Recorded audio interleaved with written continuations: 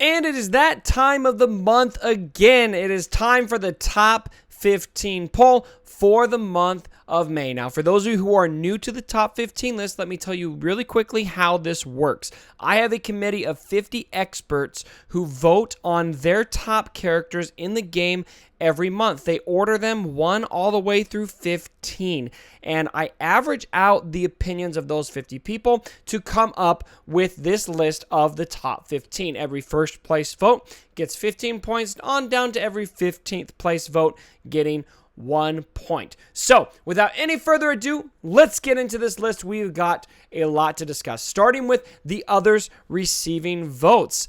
Look at this. We have got Hermit Yoda just barely out of the top, followed by Death Trooper. Both of these characters are going to be fantastic heroic Sith raid characters. Hermit Yoda's found a lot of use in Phase 1, although I personally prefer using an attacker over Hermit Yoda. Some are finding a lot of success for him there. And Death Trooper is going to be vital to that Chex Mix team. Getting that death mark applied really helps in Phase 3.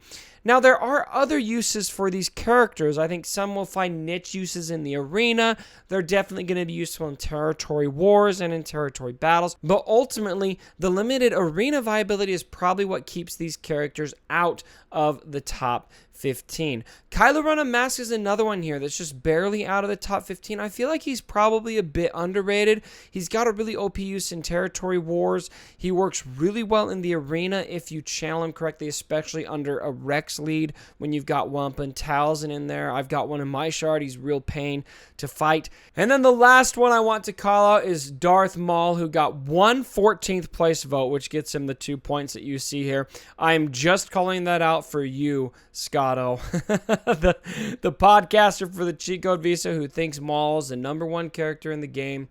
I'm sorry to say he doesn't even make the list. But he did get a vote. All right, now getting to the top 15 list. We are going to break this down in groups of 5. So starting with the bottom 5, we have got number 15, Mother Talzin, number 14, Darth Vader, 13, Asajj Ventress, 12, Wampa, and 11, Darth Nihilus. We have got 100% dark side representation in the bottom of this list. Now, looking over at the bottom 5 here, I personally really agree with the bottom of this list. I feel like Darth Nihilus might need to be a bit higher, especially because he now has some pretty good raid use. Using Annihilate in Phase 2 in particular of the Heroic Sith raid has proven to be very effective. I know I love using mine in that capacity, and he is super, super hard to beat when he's got the full Triumvirate with him in the arena. Look, Nihilus has an insta-kill. He can really disrupt the flow of battle by increasing your cooldowns, and he's also one of the most tanky characters in the game when used with the Triumvirate, almost to the point where you really just kind of have to plan on annihilating him yourself or something similar. So I feel like out of this group, Nihilus might be the most underrated. Wampa feels about right. Asajj Ventress feels about right. Less arena viability for Asajj nowadays, but she still has some pretty good raid use, and she's going to work fantastic in territory battles. Darth Vader seems to be a bit on the decline, I think, especially because he has less use in arena right now. He's kind of getting that axe for Darth Traya for a lot of those people who are using her, and so that does diminish his use. He's got a really solid use in the heroic tank raid.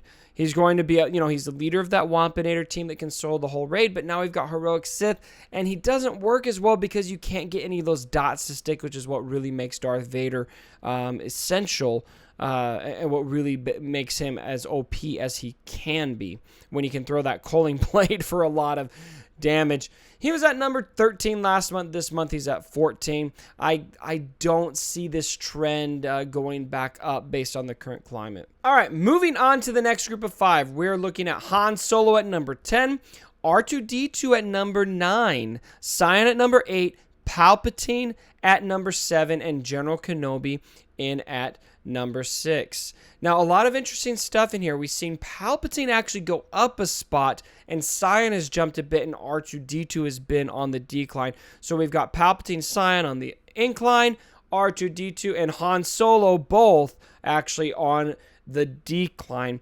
Now, this makes a lot of sense to me. In fact, I would rank Han Solo a little bit lower than this even. Don't get me wrong. He has got some really solid use. He can work in the arena. He can especially work in the Chex Mix team. That's going to be probably his best use in the game right now. However, with Traya introduced into the arena, it really penalizes Han Solo for his assisting. In fact, I was actually doing a lot of experimenting with the team where we were using a lot of assisting capability for Han Solo to get as much bonus attacks as we could. It is effective unless used against a Traya lead, and Han Solo would basically kill himself with all those attacks because of the Traya leadership. And so I feel like he's kind of on the decline in the arena just based on the current meta. Darth Sion and Palpatine, on the other hand, have some really solid use. Palpatine is an interesting one. In almost every team, you're going to be targeting Palpatine first, but for two reasons. Number one, he's really easy to take out, and so that's probably his biggest weakness. But number two is you do not want to have to deal with that mass stun late in the battle. You got to get him out as soon as possible. And with the Darth Traya leadership, it's a lot harder to do that now because there's going to be so much more health regen. I have actually found myself looking at Palpatine almost like a tank because of how much he is regaining that health. And so Palpatine on the incline makes a lot of sense to me. I do feel like Sion's about where he should be, and I don't think much changed with him other than I think he was underrated last month and people are realizing it. Probably Sion's biggest weakness is he's just such an arena-centric character. Now, he works in raids. He can do really well in Phase 2 of the Heroic Sith raid, but so can a lot of other characters. He's going to work fantastic in territory wars and territory battles, and so when we look at this list, it's an all-around list. It makes sense to me that he's maybe not top 5. If it was just an arena list, I think he would be. He'd probably be top 3, in fact, if it was just an arena list, but still very useful in every game mode, just super OP in arena especially. And finally, getting to our top 5. Coming in at number 5, we've got BB-8. Number 4 is Commander Luke Skywalker, his lowest rating in the history of our poll. Darth Traya, number 3. And then Thrawn comes in at number 2. I know a lot of you wanted Thrawn to be number 1 and Rey Jedi Training in at number 1. Now, I'm going to come out and say right now, I think the pollsters got it wrong. I think Thrawn is the number 1 character in the game, followed by Darth Traya, followed by Rey Jedi Training. That said, I don't feel like the gap between these characters is that much, and so I'm not really too offended that they rated it in a different order, because I think ultimately all of these characters are just really good.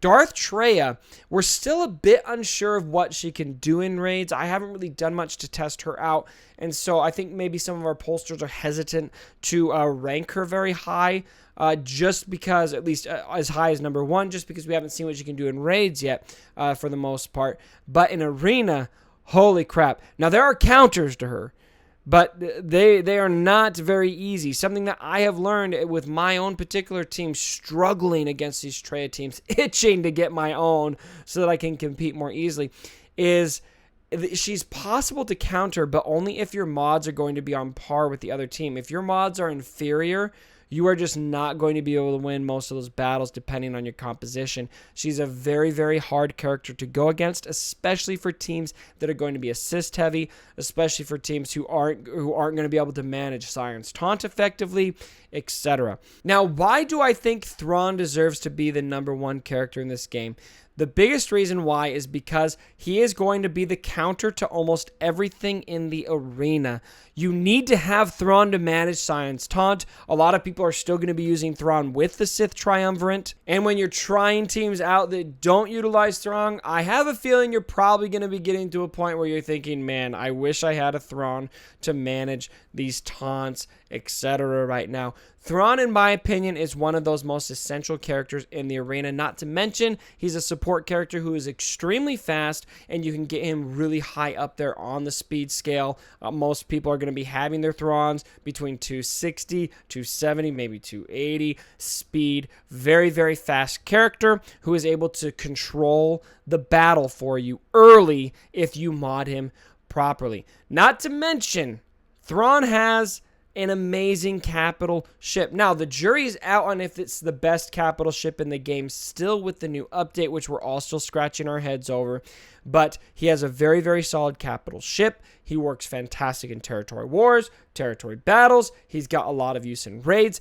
All around, Thrawn is just probably the most versatile character in the game, and in my opinion, deserving of the #1 spot. But I can understand why Rey Jedi Training gets there. She still does work in the arena. She's very effective in the arena. She's not meta anymore, but she does work, and she can counter those Traya teams. She is absolutely essential for the heroic Sith raid. This is probably her moment to shine most in the game right now, because if you don't have enough Rey Jedi training teams, your guild probably just isn't completing heroic Sith. In fact, I know a lot of guild leaders right now that I've been talking to that are literally just waiting for that Rey Jedi training event to come back so that they can get over that heroic Sith hump. And until then, they just aren't going to be able to do it. She is vital to that game mode. And then, of course, I can't let it slip that Commander Luke Skywalker has now fallen down one spot each month. It's interesting. Since February, the last time he was ranked #1 was in February.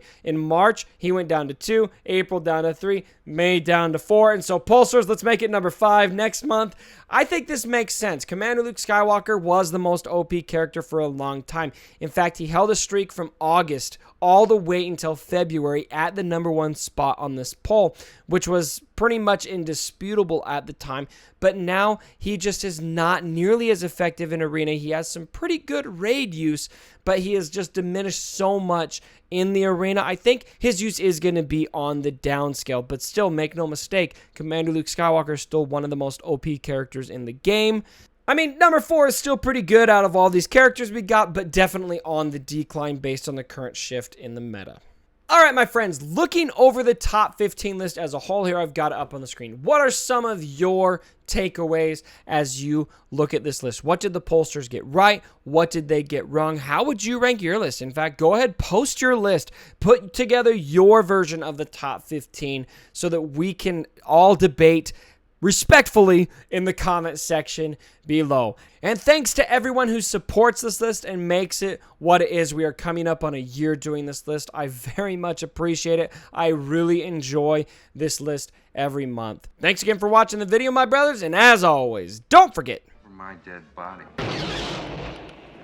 Sorry about the mess.